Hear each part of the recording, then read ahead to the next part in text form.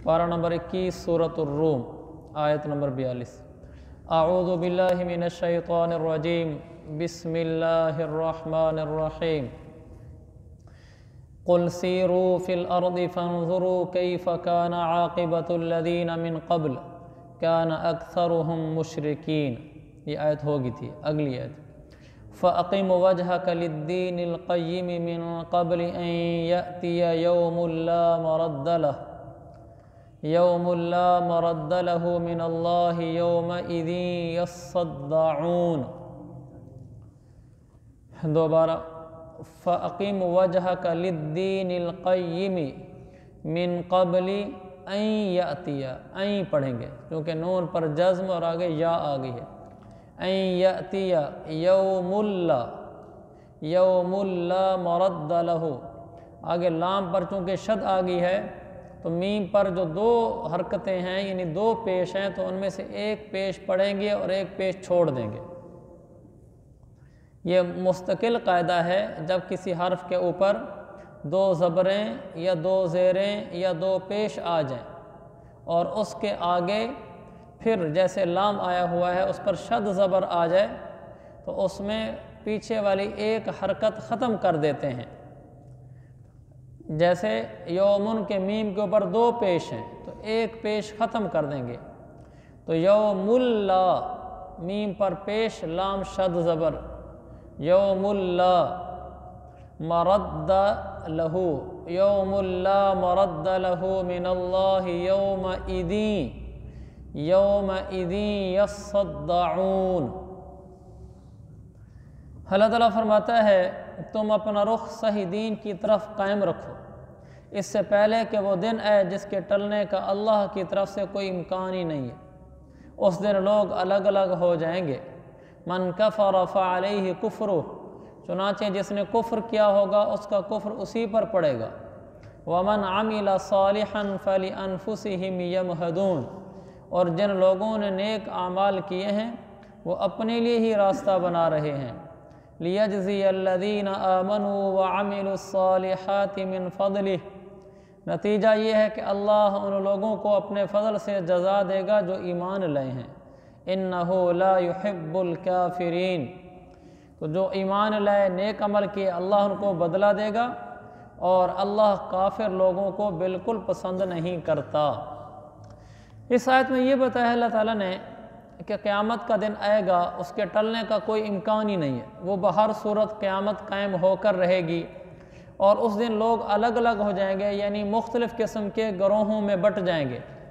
एक गिरोह वो होगा मन कफ़र फ़अलैहि कुफ़्रुह, जो काफिर होगा उसको अलग कर दिया जाएगा, और एक होगा जो नेक होगा और आमाल सालिहा और ईमान के साथ आया होगा। तो आखिरत के अंदर मेयार कामयाबी और नाकामी का वो ईमान व अमल सालेह और कुफ्र व फ़िस्क है। जिस आदमी की ज़िंदगी फ़िस्क पर गुजरी होगी, फासिकाना मुजरिमाना गुनाहगाराना गुजरी होगी, तो उसका अंजाम नेक लोगों से अलग होगा जिसमें उसे अज़ाब में मुब्तला होना पड़ेगा। जो लोग ईमान की हालत में आए, नेक अमाल लेकर आए, उनके लिए वहाँ राहतें होंगी। अल्लाह ने आखिर में फरमाया कि ला युहिब्बुल काफिरीन, अल्लाह को काफिर लोग बिल्कुल पसंद नहीं हैं।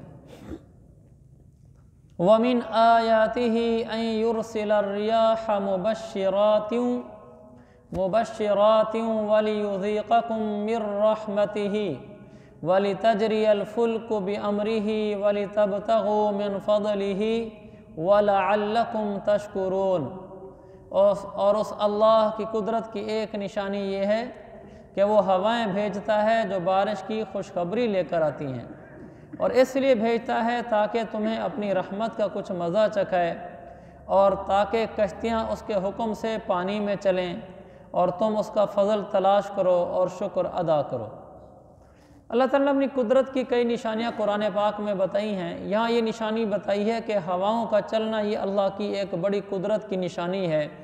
इन हवाओं के चलने की वजह से तुम्हारी रोज़ी का इंतज़ाम होता है।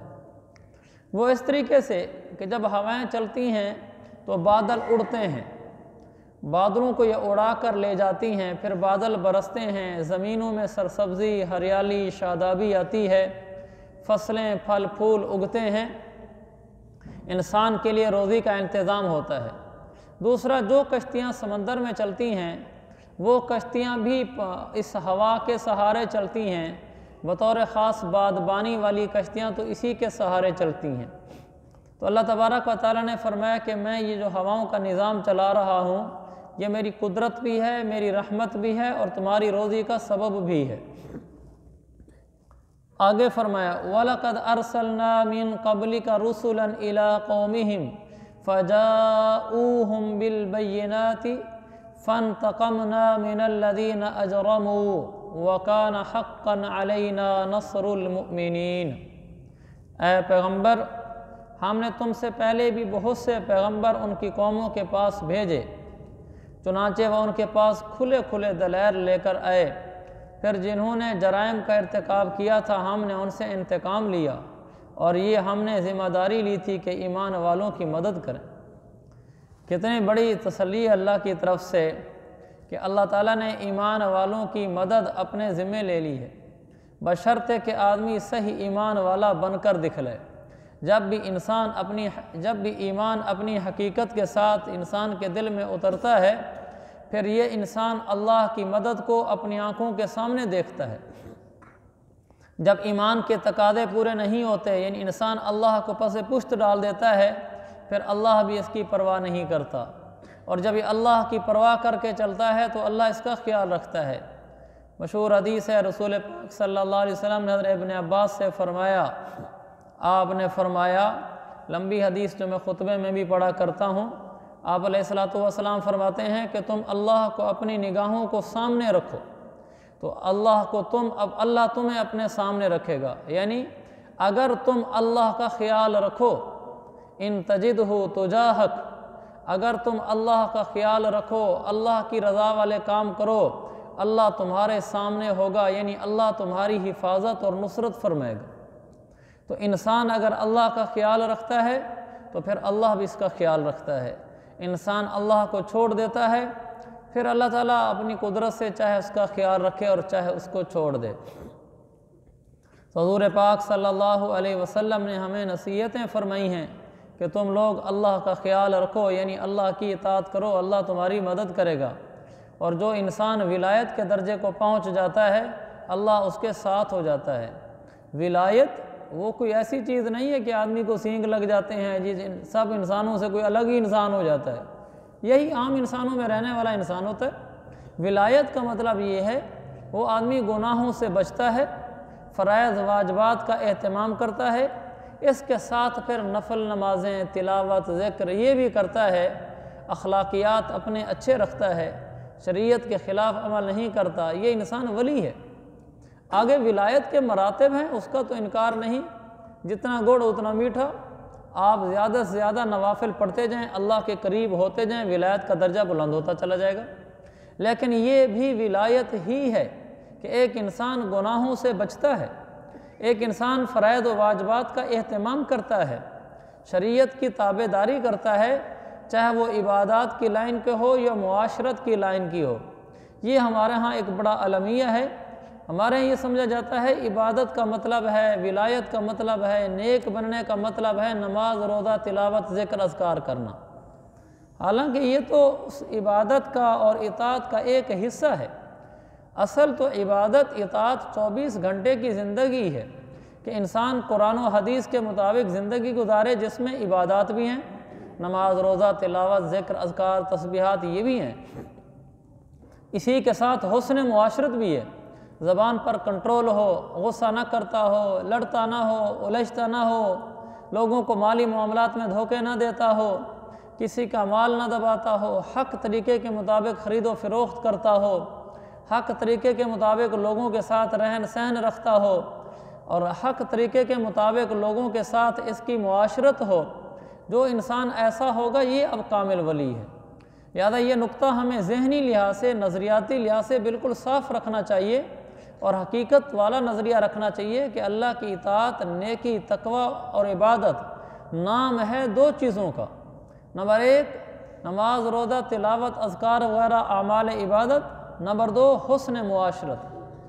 صرف نماز، روزہ، تلاوت، ذکر، تسبیح، داڑھی، ٹوپی، امامہ، شلوار ٹخنوں سے اوپر، یہ کافی نہیں ہے، یہ تو جزو دین ہے۔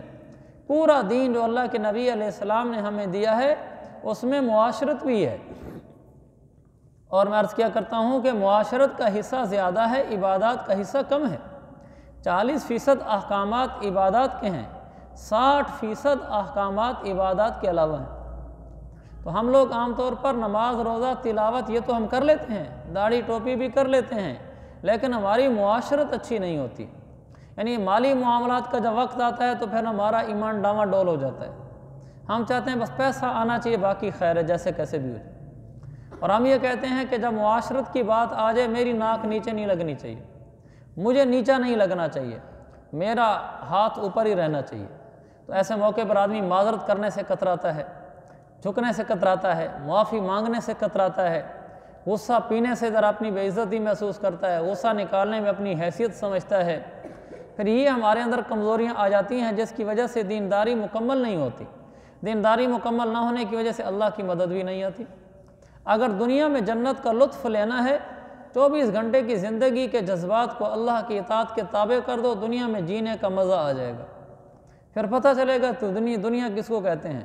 ابھی ہم نے دیکھا ہی نہیں کہ اللہ کی رضا والی زندگی گزارنے کے لیے جذبات قربان کرنے پر میرا رب کیا کچھ دیتا ہے، ہم نے ان کو مشاہدہ نہیں کیا۔ اور سب سے زیادہ جذبات قربان کرنے پڑتے ہیں معاشرت کے اوپر، کہ میرے اخلاق اچھے ہوں، میرے ملازم کے ساتھ، شاگرد کے ساتھ، بیوی بچوں کے ساتھ، ہمسایوں کے ساتھ، ماتحتوں کے ساتھ میرا بول میٹھا ہو، اور دوسرا لوگوں کے ساتھ میرے لین دین صاف ہوں، زبان کا سچا ہوں میں، غصے پر، جذبات پر کنٹرول ہو مجھے۔ جب اس سطح کو انسان پہنچ جاتا ہے اب یہ صحیح دیندار بنا ہے، ورنہ بس دھوکے میں پڑا رہتا ہے، نماز روزہ کر کے چند نفل بھی پڑھ کے سمجھتا ہے کہ بس میں بڑا نیک ہو گیا ہوں، حالانکہ وہ تو شریعت کے فرض چھوڑ رہا ہوتا ہے۔ اس لیے کہ حسن معاشرت فرض ہے، اللہ تعالیٰ میں صحیح دینداری نصیب فرمائے۔ آگے فرمایا اللہ الذی یرسل الریاح فتثیر سحابا فیبسطہ فی السماء کیف یشاء وَيَجْعَلُهُ كِسَفًا فَتَرَى الْوَدْقَ يَخْرُجُ مِنْ خِلَالِهِ فَإِذَا أَصَابَ بِهِ مَنْ يَشَاءُ مِنْ عِبَادِهِ إِذَا هُمْ يَسْتَبْشِرُونَ۔ اللہ ہی ہے جو ہوائیں بھیجتا ہے، چنانچہ وہ بادلوں کو اٹھاتی ہیں، پھر اس بادل کو جس طرح چاہتا ہے اللہ آسمان میں پھیلا دیتا ہے اور اسے کئی تہوں والی گھٹا میں تبدیل کر دیتا ہے۔ تب تم دیکھتے ہو کہ اس کے درمیان سے بارش برس رہی ہے، چنانچہ جب وہ اپنے بندوں میں سے جن کو چاہتا ہے وہ بارش پہنچاتا ہے تو اچانک خوشی منانے لگتے ہیں۔ وَإِن كَانُوا مِن قَبْلِ أَن يُنَزَّلَ عَلَيْهِم مِّن قَبْلِهِ لَمُبْلِسِينَ، حالانکہ اس سے پہلے جب تک ان پر بارش نہیں برسائی گئی تھی وہ نا امید ہو رہے تھے۔ پھر اللہ نے اپنی قدرت، اپنی نشانی، اپنی نعمت کا اظہار کیا۔ ہوائیں اللہ بھیجتا ہے جو بادلوں کو اٹھاتی ہیں۔ دیکھیں ایک ہی مضمون اللہ بار بار بیان کرتا ہے، یہی مضمون ابھی تھوڑی دیر پہلے گزرا ہے، درمیان میں ایک آیت گزری ہے، صرف دوبارہ پھر وہی مضمون بیان کیا ہے کہ ہوائیں اللہ بھیجتا ہے، اور وہ ہوائیں اللہ کے حکم سے بادلوں کو اٹھاتی ہیں۔ اللہ چاہتا ہے بارش برساتا ہے، اللہ چاہتا ہے جس کو چاہتا ہے اس کو بارش پہنچا دیتا ہے، یعنی اس کے کھیت میں بارش کروا دیتا ہے۔ یہ اللہ بار بار اس لیے بول رہا ہے کہ لوگوں تمہاری نظریں میرے اوپر آ جائیں، بس تم یہ سمجھو کہ سب کچھ کرتا دھرتا اللہ ہی ہے۔ بس جب سب کچھ کرتا دھرتا اللہ ہے تو میں نے اللہ کی طرف ہی دوڑ لگانی ہے۔ جب دلوں کا رخ اللہ کی طرف ہو گیا پھر دنیا میں ہی زندگی میں جینے کا مزہ آئے گا اور موت سے بھی گھبراہٹ نہیں ہوگی۔ اللہ ہمیں اپنا تعلق نصیب فرمائے۔ آگے فرمائے فانظر الی آثار رحمت اللہ کیف یحیی الارض بعد موتها ان ذلک لمحیی الموتى۔ لمحیل تو کہ ہا پر جزم اور آگے علیحدہ یا ہے، یعنی لمحی الموتى نہیں ہے، لمحیی الموتى وہو علی کل شیء قدیر۔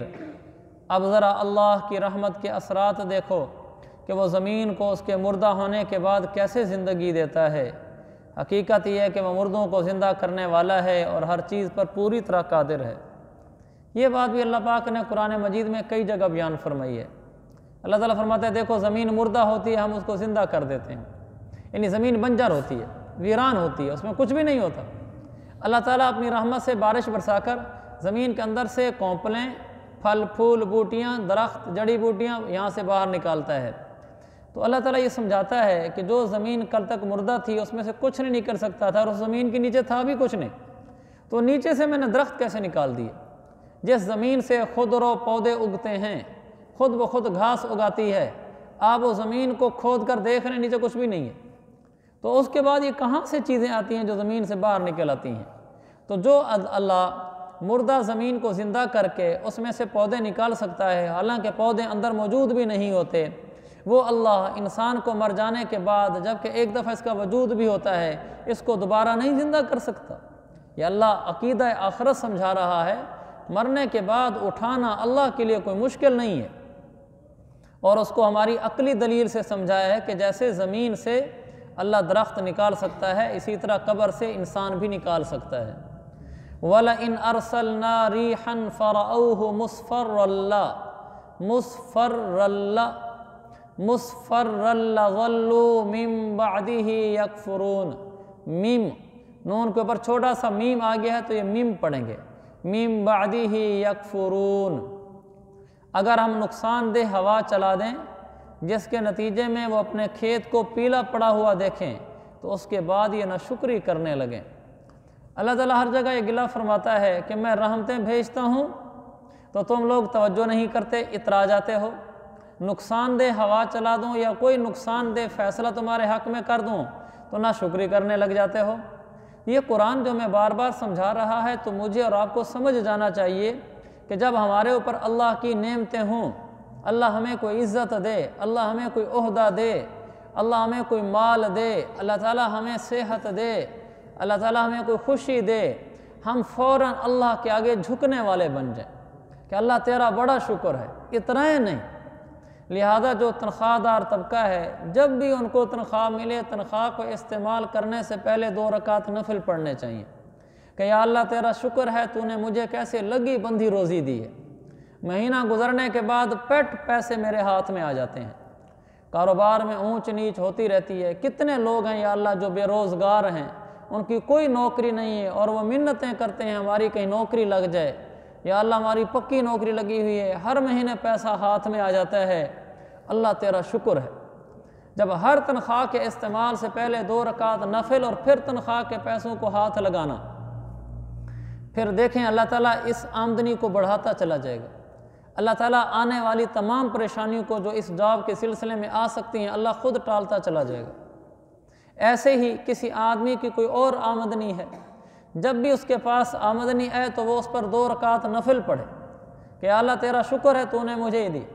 دکاندار ہے، صبح جائے ہر روز فجر کے ٹائم دکان میں جا کر 2 رکعت نفل پڑھ لے، کیونکہ ہمارے ہاں رواج یہ ہے کہ جاتے ہی صبح عموماً گاہک نہیں آتے سوائے چند قسم کی دکانوں کے، ورنہ دن کچھ چڑھتا ہے 9-10 بجتے ہیں تو پھر آمد و رفت شروع ہوتی ہے۔ تو آدمی شروع میں پہنچ جائے اور دکان میں مصلی بچھا کے دکان میں ہی 2 نفل پڑھ لے اور کہے یا اللہ تو نے مجھے روزی کا اڈا دیا ہے، یہ تیرا شکر ہے۔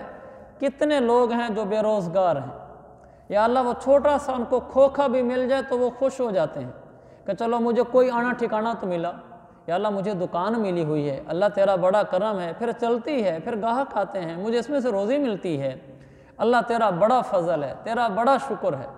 تو ہم اس طرح کرتے رہیں گے تو اللہ تعالیٰ کا وہ جو شکوہ ہے ہم سے، تو اس کی رحمت سے ہم ان لوگوں میں شامل نہیں ہوں گے جو اللہ کو بھولے ہوئے ہیں۔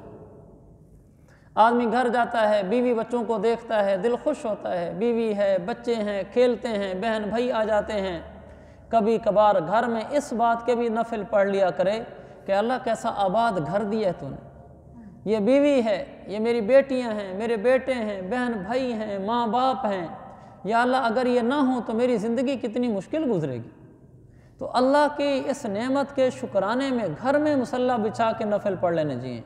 ساری زندگی شکوے شکایتیں نہیں کرتے رہنے چاہیے، میری دکان سے کیا آمدنی آتی ہے، میری کیا تنخواہ ہے، میرے گھر میں کیا ہے، ساری زندگی ایسے روتے روتے گزار دیں گے۔ وہ دن بھی تو آنا چاہیے جب دل ایسے خوش ہو اللہ کے اوپر، ہر وقت ہی خوش رہنا چاہیے. جتنی تنخواہ ملے اللہ تیرا شکر، بڑی مہربانی میرے مولا، تنخواہ دار بنایا ہے، بے روزگار نہیں بنایا.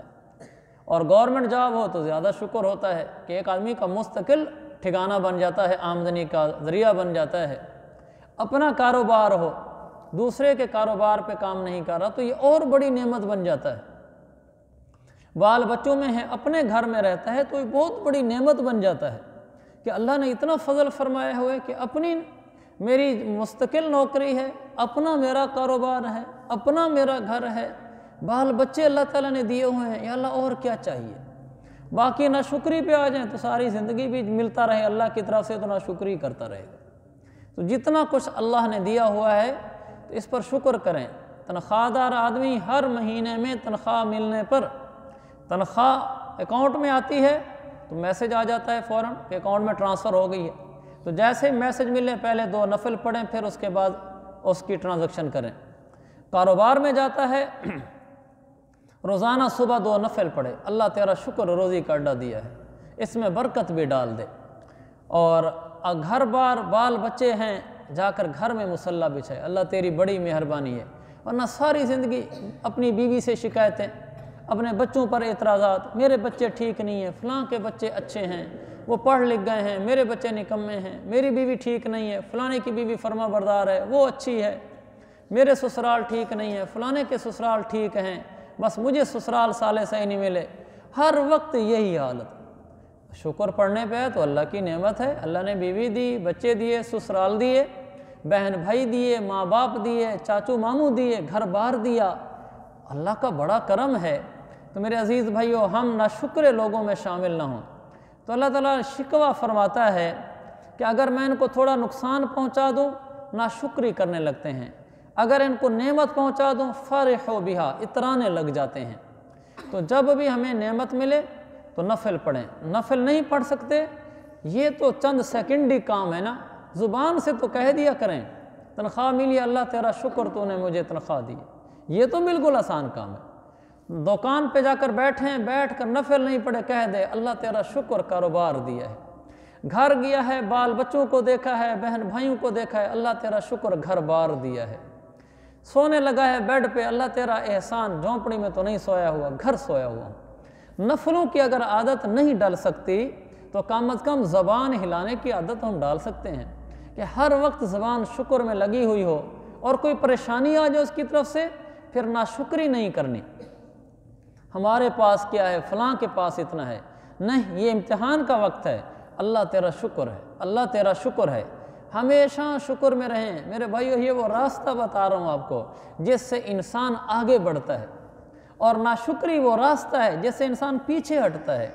ہمیں قرآن خوبصورت راہیں اور روشن منزلیں بتاتا ہے کہ ہم شکر کی راہ پہ پڑ جائیں، ناشکری کی راہ سے ہٹ جائیں. واللہ اس میں ہمارا فائدہ ہے، اللہ کا کیا فائدہ ہونا ہے، اس میں ہمارا اپنا فائدہ ہے.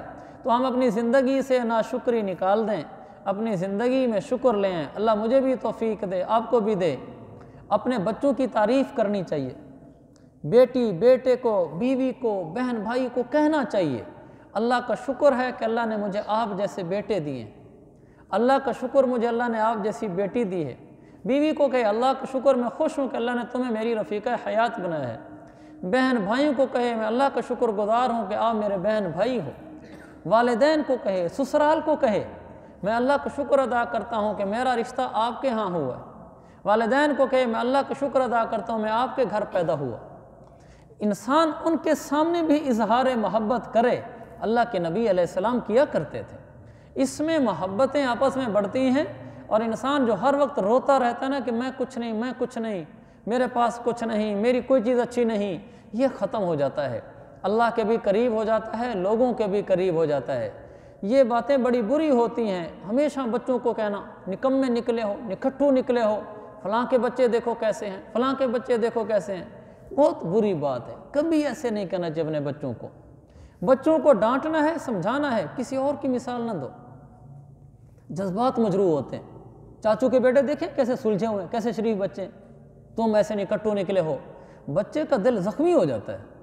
آپ نے اس کو سمجھانا ہے، ضروری تانا دے کے سمجھانا ہے، پیار سے سمجھائیں. میرا بیٹا تو بہت اچھا بیٹا ہے، میں اللہ کا شکر گزار ہوں، اللہ نے مجھے آپ جیسا بیٹا دیا ہے. لیکن بیٹا اگر یوں کر لیا کرو تو مجھے زیادہ خوشی ہوگی، تو اس سے بیٹا کی بات لے گا۔ جب ہر وقت سر پہ گردن، اس گردن پہ اسے آپ سوار ہو کے کھڑے رہیں گے، فلاں کے بیٹے اچھے اور میرے بیٹے اچھے نہیں، باغی ہو جاتا ہے آدمی۔ ایسے اپنی بیٹیوں کو نہ کہیں، بیوی کو نہ کہیں فلاں کی بیوی اچھی ہے، فلاں کی بیوی دیکھو کیسی فرما بردار ہے، کیسی فلاں کی بیوی اچھی ہے، تو ایسی ہے، تو ایسی ہے۔ نہیں، اللہ نے مجھے اچھی رفیقہ حیات دی ہے، لیکن اگر اس طرح کر لو تو زیادہ اچھا ہے۔ بھائی ہے، لو یہ کہنا تو پتہ نہیں کیسا ہمارا بھائی پیدا ہوا ہے، فلاں کے بھائی دیکھیں کیسے اس کو عیش کرا رہے ہیں، اور تو بالکل ہمارا خیال نہیں رکھتا۔ نہ، اللہ نے مجھے اچھا بھائی دیا ہے، لیکن میرے بھائی اگر آپ یہ کر لیں تو یہ بھی آپ کی ایک اور مہربانی ہو جائے گی۔ ماں باپ کو بھی ایسے ہی کہنا، دوستوں کو بھی، سب کو یہ کہنا اللہ نے مجھے اچھے لوگ دیے ہیں، اللہ نے مجھے اچھے لوگ دیے ہیں۔ اپنا دل بھی خوش رہتا ہے، اللہ بھی خوش ہوتا ہے، لوگ بھی خوش ہوتے ہیں۔ ورنہ ہر وقت روتے رہنا، شکوے شکایتیں کرتا رہنا، اپنا دل بھی دکھی رہتا ہے، لوگ بھی تنگ ہوتے ہیں اس سے، اللہ بھی ناراض ہوتا ہے۔ خدا ہی ملا نہ وصال صنم، نہ ادھر کے رہے نہ ادھر کے رہے، دنیا بھی بگڑتی ہے، آخرت بھی بگڑتی ہے۔ تو کبھی اپنے بچوں کو دوسروں کے بچوں کا نام لے کر نہ کہیں وہ اچھے ہیں تم اچھے نہ ہو۔ بچوں کو ڈانٹتے ہو بھی نہ کہا کریں دیکھیں ہم سایہ کے بچے کیسے اچھے ہیں، چاچو کے بچے کیسے اچھے ہیں، تم ایسے نکمے ہو، کبھی نہ کہیں۔